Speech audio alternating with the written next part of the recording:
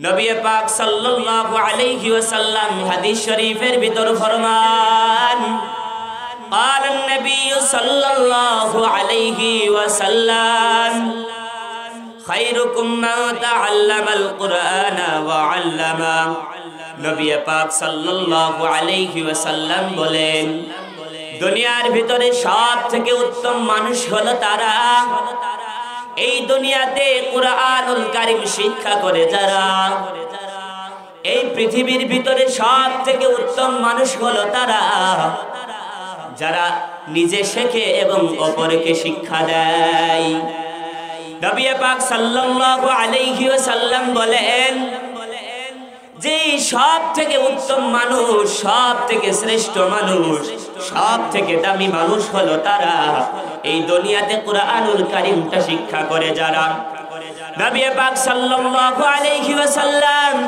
এখানে ডক্টর এখানে ইঞ্জিনিয়ার এখানে এসপিডিসিএসআই তাদের কথা বলে নাই একজন রিস্কাওয়ালাও যদি কোরআন জানে একজন এসপি যদি কোরআন না জানে একজন এসপি কোরআন না জানার কারণে আল্লাহর কাছে দামি না একজন রিস্কাওয়ালা একজন ভ্যান চালক কোরআন জানার কারণে আল্লাহর কাছে দামি বলি সুবহানাল্লাহ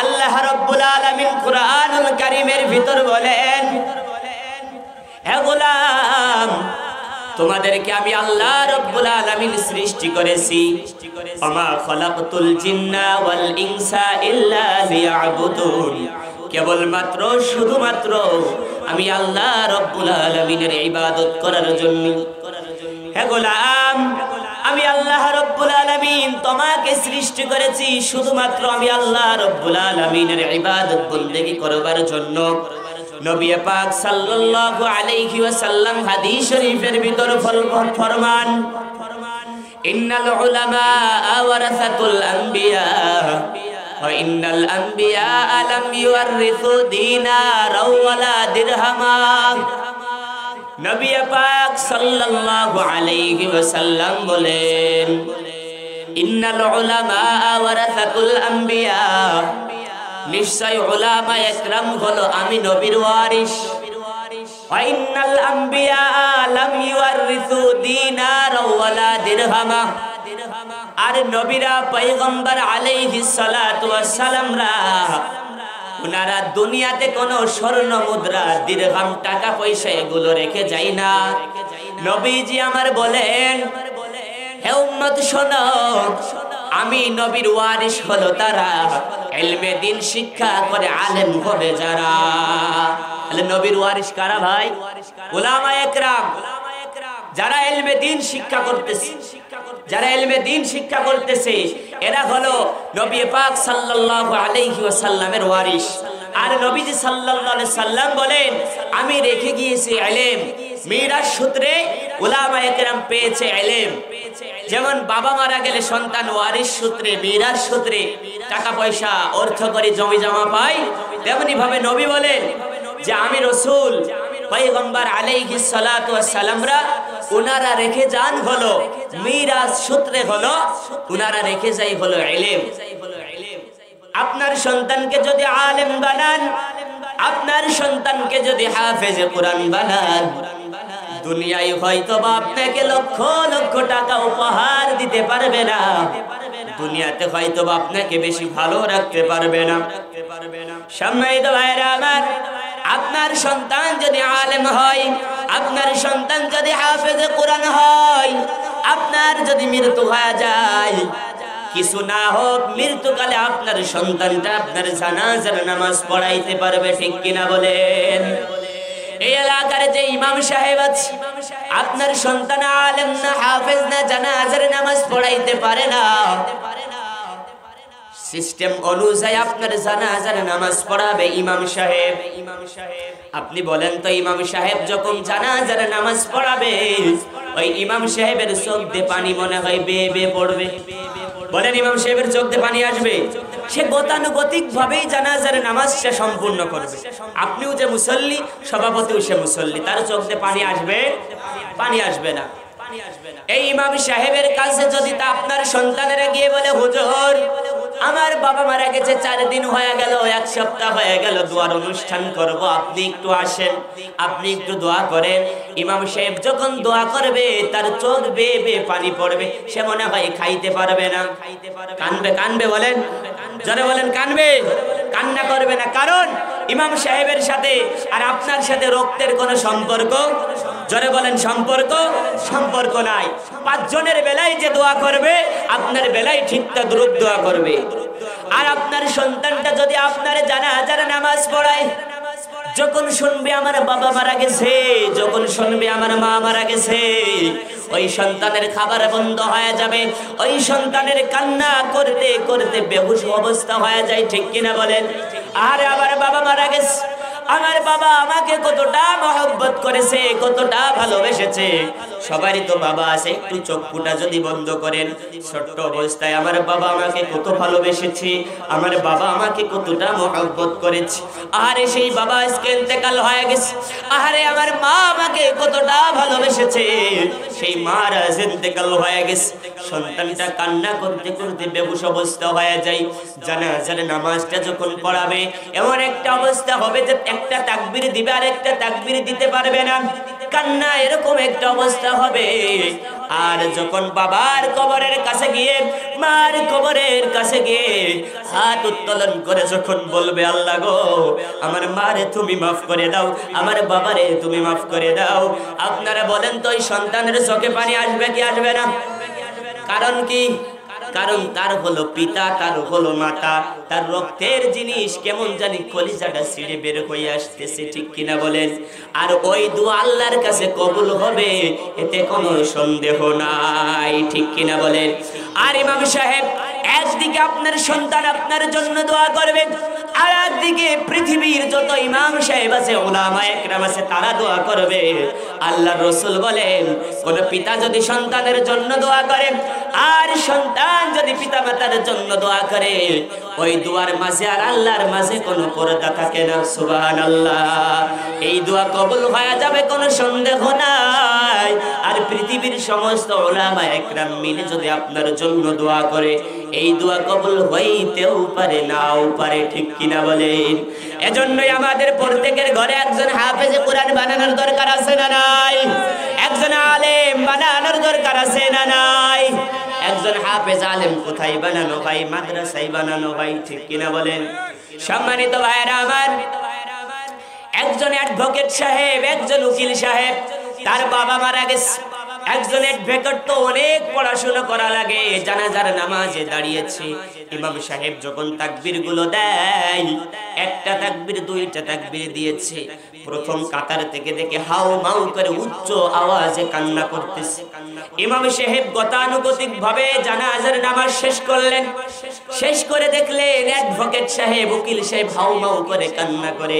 ইমাম সাহেব কাছে গিয়ে বলতেছে, ভাই দুনিয়ায় তো চিরদিন থাকার জায়গা না, এই দুনিয়া থেকে সকলকে একদিন চলে যাওয়া লাগবে, এই দুনিয়া ছেড়ে আমাদের সকলকে একদিন চলে যাওয়া লাগবে।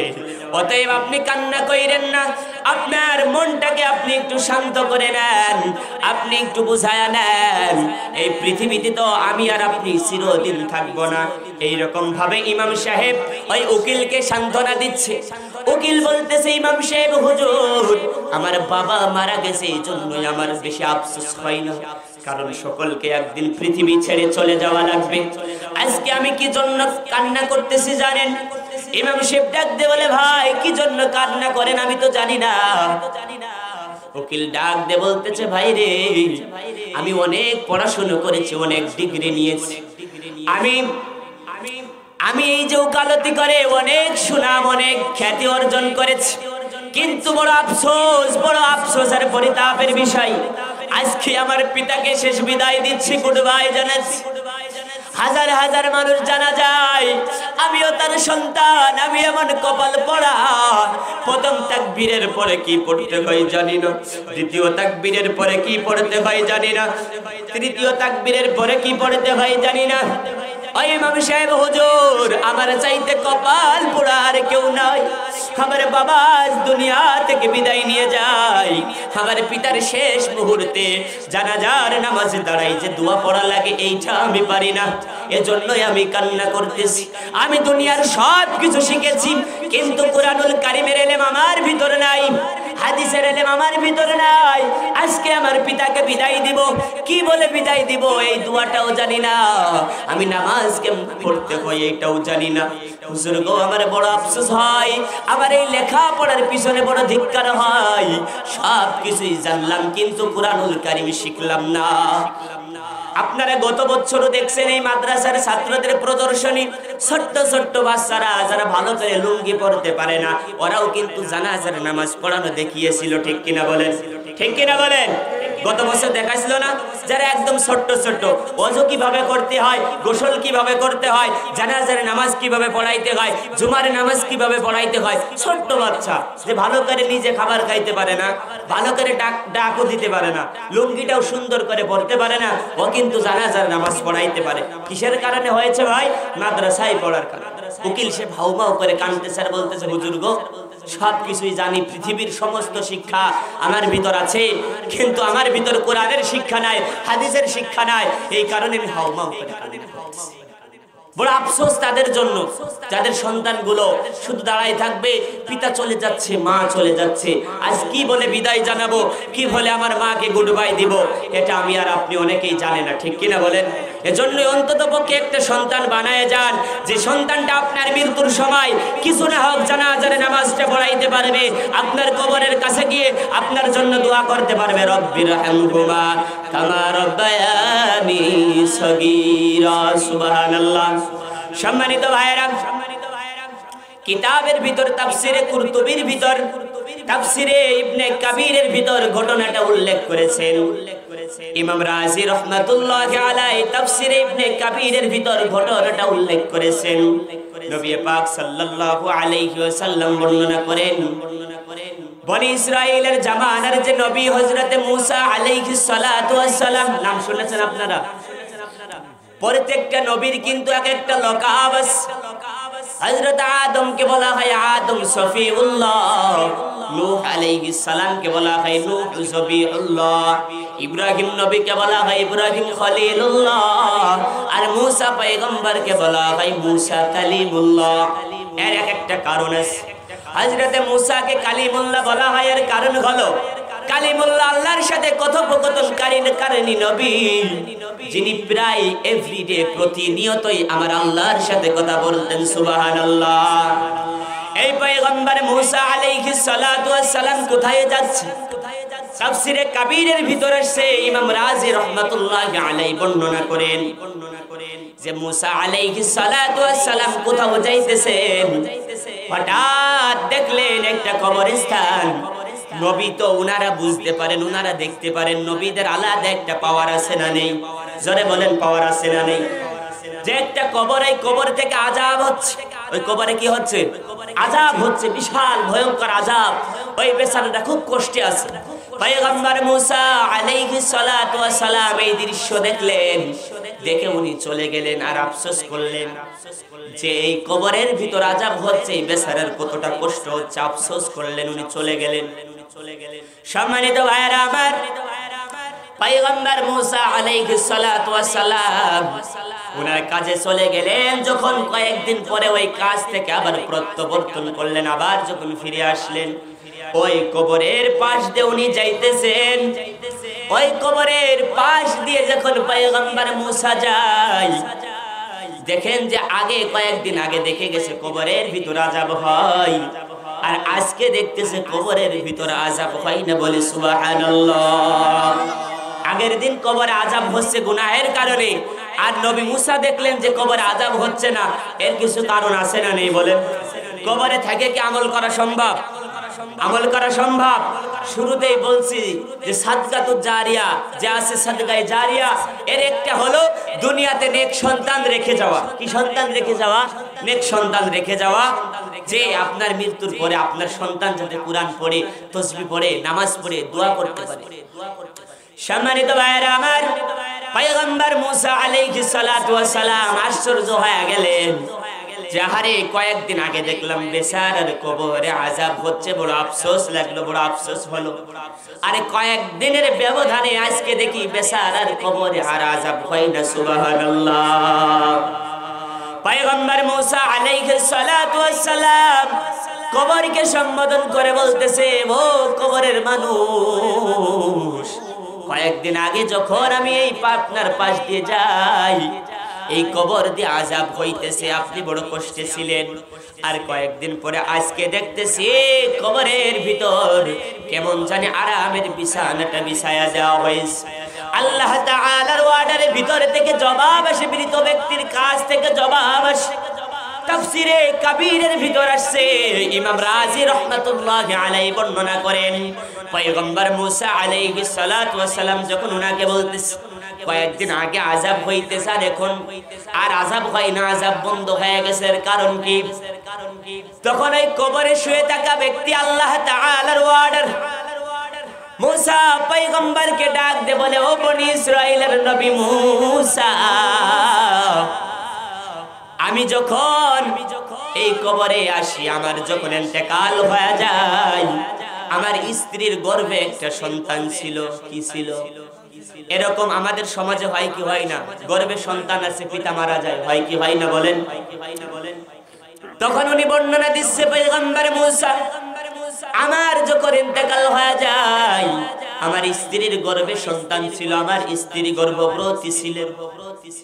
এই অবস্থায় যখন আমার ইন্তেকাল হয়ে গেল, ইন্তেকালের আগে আমি আমার স্ত্রীকে ওসিয়ত করেছিলাম যে আমার যদি সন্তান হয়, ছেলে হোক বা মেয়ে হোক, যখন উপযুক্ত হয়ে যাবে তখন তাকে মাদ্রাসায় ভর্তি করায় দিবা। বলি সুবহানাল্লাহ। কিসে ভর্তি করায় দিবা? মাদ্রাসায় ভর্তি করায় দিবা। তখন উনি বর্ণনা করেন যে আমার সন্তানকে আজকেই মাদ্রাসায় ভর্তি করায় দিয়েছেন। সুবহানাল্লাহ।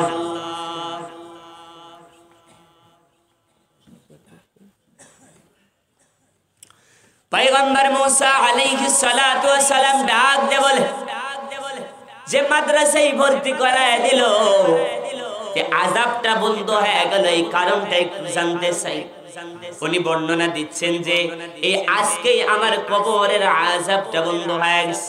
তখন আল্লাহ রাব্বুল আলামিন পয়গম্বর মুসাকে জানায় দেয়, হে মুসা, কয়েকদিন আগে যে কবরে আযাব হইতেছিল, আজ ওই ব্যক্তির সন্তান উপযুক্ত হয়ে গেছে, মাদ্রাসায় ভর্তি করায় দিয়েছে।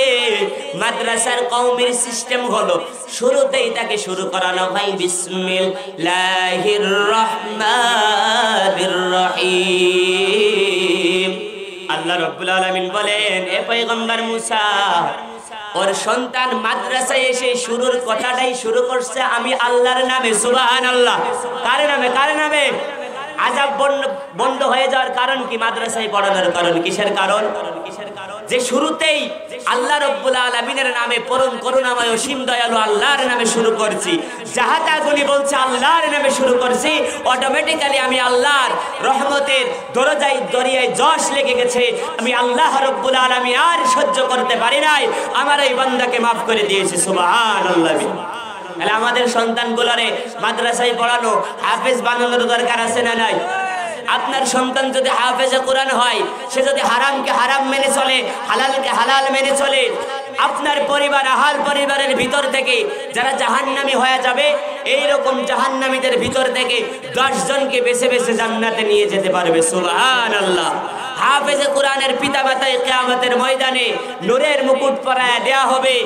ওই নূরের মুকুটের কাছে যদি সূর্যের চাঁদের আলো যদি সেখানে নিয়ে যাওয়া হতো, সূর্যের চাঁদের কিরণটা নিভু নিভু হয়ে যাবে। আর ওই হাফেজে কোরআনের পিতামাতার মাথায় যে নূরের মুকুট পরায় দেয়া হয়েছে, ওটার আলো ঝলমল ঝলমল করতে থাকবে। সুবহানাল্লাহ ওয়া বিহামদিহি।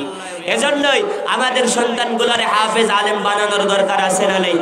আর জোরে বলেন, আছে না নাই? আপনার সন্তানের যদি দুনিয়ায় আখিরাতে ফায়দা খোঁজেন, একজন হাফেজের মা, একজন আলেমের মা, একজন কারি সাহেবের মা, একজন ইমাম সাহেবের মা, পিতা মাতা মনে হয় সব বৃদ্ধাশ্রমে। হ্যাঁ আসেনি বলেন?